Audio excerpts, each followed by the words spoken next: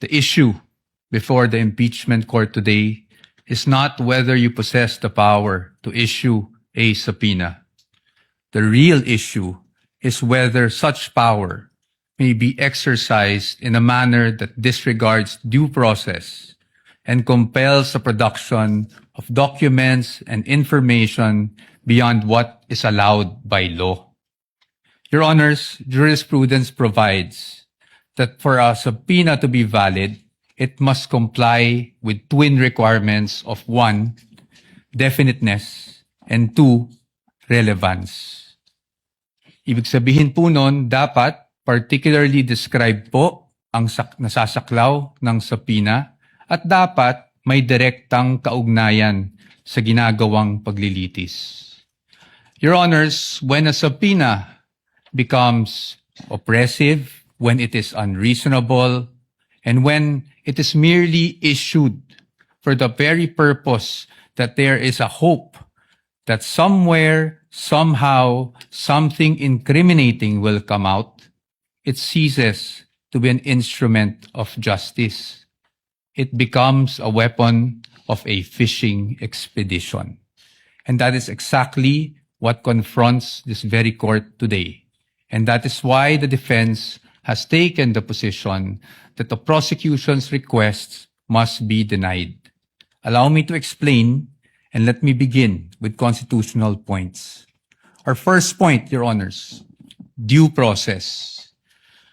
Impeachment is primarily a legal and constitutional procedure with political characteristics.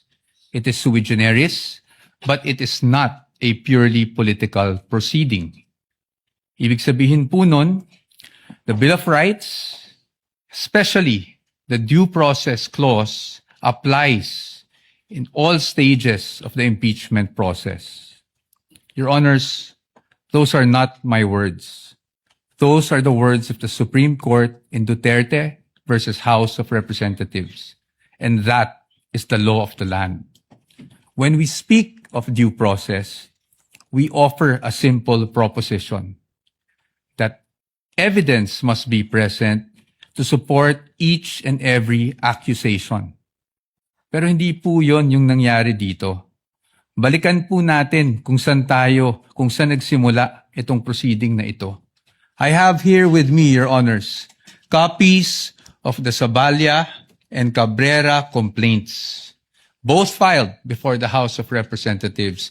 Both accused the Vice President of allegedly amassing unexplained wealth, both with voluminous attachments, yet not one attached a document to support that accusation. Not a single financial transaction record, not even a single SALN. In fact, it was only after these complaints were filed, and more significantly, only after the respondent had filed her answer before the Committee on Justice, that committee started searching for evidence to somehow support these accusations through, again, the issuance of subpoenas. Your Honors, we objected then, and we are still objecting now, because with all due respect, the position of the defense is that is the very definition of a fishing expedition. Your Honors, in our legal system, it is not permitted to accuse now and then just look for proof later on. That is not how due process works. Hindi po dapat natin pinapayagan yan. Moving on to my second point, Your Honors, let's talk about relevance. It is our position that the requests of the prosecution are in fact fatally overbroad. Bakit po fatally overbroad? An impeachable offense is an act or omission committed while the public official is occupying an impeachable office, not before being elected or appointed to such position. Again, Your Honors, those are not my words. Those are the words of the Supreme Court in Duterte versus the House of Representatives. That is controlling, and that is the law of the land. Yet here, Your Honor, today, the prosecution is requesting for documents spanning almost 2 decades, almost 20 years, dating as far back as 2007. Your Honors, it is a fact na noong 2007, ang respondent ay vice mayor pa lamang. Definitely not an impeachable office, Your Honors. How is that relevant? It is the position of the defense that it is not. In fact, what that is an unlimited search throughout a person's financial history. That should not be allowed. Your Honors, if a subpoena is not narrowly tailored, it is oppressive. For these reasons alone, we are of the position that the request should already be dismissed. Nonetheless, if the impeachment court were to extend its utmost liberality, which the prosecution have asked for in their memorandum, we'd like to point out, Your Honors, that Congress itself, the Senate and the House of Representatives, enacted laws that specifically prohibit the disclosure of these information that the prosecution is asking for now. Let us go through them one by one. Let's start with RA 9160 as amended by RA 11521, which is the Anti-Money Laundering Act. Your Honors, the prosecution is asking for covered transaction reports, suspicious transaction reports, financial intelligence reports, again, spanning almost 2 decades. However, it is clear under Section 8A, which we are flashing on the screen right now, na bawal po yun. Disclosure is prohibited under this provision, Your Honors. It is in black and white. Meron po bang exception? Wala po. Impeachment is not an exception. Had Congress wanted to make impeachment as an exception, madali lang naman pong ilagay yun sa batas. Pero hindi po iyon nagawa. Now, in fact, I also have here copies of the Financial Intelligence Report and another report from the AMLAC, the Information Management Analysis Group, which were already marked as exhibits, Your Honor. And it's in the records of the court. No? Exhibit D2-8-P1, where it says specifically that it should not be the information should not be used as evidence in formal proceedings, Your Honors. Clearly, Your Honors, to compel AMLAC officials to disclose such information would be to compel them to violate the law.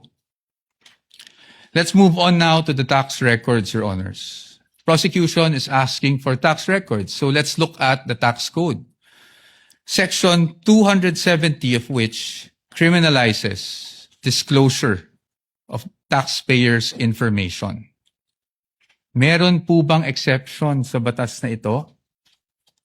Meron po, but it is limited. Kasama po bang impeachment? Hindi po. That is very clear. Again, Congress wanted to put an exception for impeachment. They could have easily done so, but they did not. Now, Your Honors, let's go to Bank Secrecy Law, RA 1405. The state policy has always been to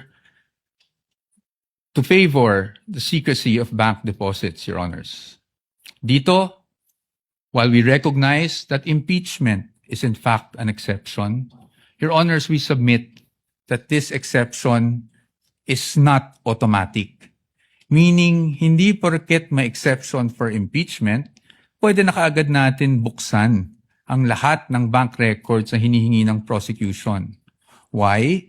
Because, Your Honor, this exception does not dispense with constitutional safeguards. It does not abolish the right to due process. So dapat po, meron pa rin tayong basihan. If you look at the articles of impeachment, wala naman po doon na nagsasabing yung sinasabing unexplained wealth coming from, even if it was an illegal activity, ay pinasok sa isang specific account. In fact, Your Honors, this exception does not automatically mean that we should permit a fishing expedition. Yun nga pong mga bank account numbers na nakaspecify sa request for the issuance of a subpoena, ang aming posisyon po dyan, yan po ay nakalap doon sa illegal disclosure, with all due respect, na ginawa ng AMLAC before the Committee on Justice. And then, Your Honors, they're also asking for the bank records of the spouse. Your Honor, the spouse is not an impeachable officer. And therefore, the spouse is not covered by this exception. Again, Your Honors, we should not allow this. In closing, Your Honors, the prosecution has repeatedly invoked accountability. Your Honors, we agree with them. No one is above the law. But in the same manner, no one must fall below or be outside the protection of the law. Impeachment is indeed a powerful constitutional tool. But Your Honors, impeachment is not a magic word or a magic wand that one can just wave to transform an illegal act into a legal act, to transform unlawful access to lawful access. That is not what the Constitution contemplates. That is not what the laws enacted by Congress contemplate. And that is not something that the Honorable Impeachment Court should allow.